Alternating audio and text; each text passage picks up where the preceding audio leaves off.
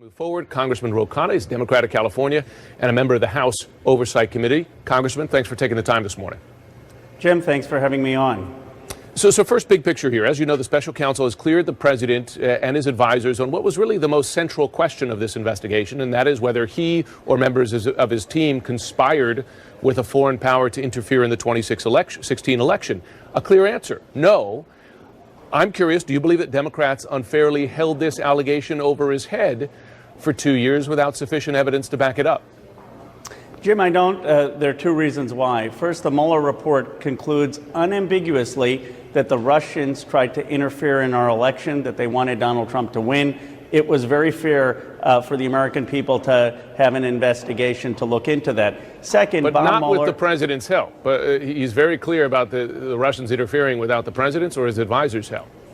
That's true. There was not evidence beyond a reasonable doubt that the president conspired with the Russians, and I take Mueller's report at face value. I haven't read it, but if that's the conclusion, I think we have to rely and trust on Mueller's judgment. But it's very important that Mueller did not exonerate the president on obstruction of justice. In fact, after 2 years of investigation, Mueller said he couldn't make a determination, and it's highly concerning that what Mueller couldn't do after 2 years, the Attorney General thinks he can do after 2 days. Okay, I do want to get to the obstruction point because there are two important findings. But before we get there, on the question of collusion, because just hours before Barr's summary of the Mueller report came out, the chairman of the House Intelligence Committee, who you know well, Adam Schiff, he said that he has seen, quote, significant evidence of collusion. What is that significant evidence? Well, I can't speak for Chairman Schiff. What I can say is that there's a different standard for Mueller, which is to look beyond a reasonable doubt and what constitutes a crime versus whether there were any efforts by the Trump administration or the Trump campaign to work with the Russians. But I haven't seen that evidence. I'm just going to go based on the Mueller report, and I'm much more focused on the Russian interference. And I'll take Mueller's conclusions at face value. I have tremendous respect for his integrity. But if such a senior member of your party has said that, and you saw Jerry Nadler make a similar comment, again, just within the last 24 hours, shouldn't the Democratic leadership release such evidence so that folks know what led them to make such public allegations against the president?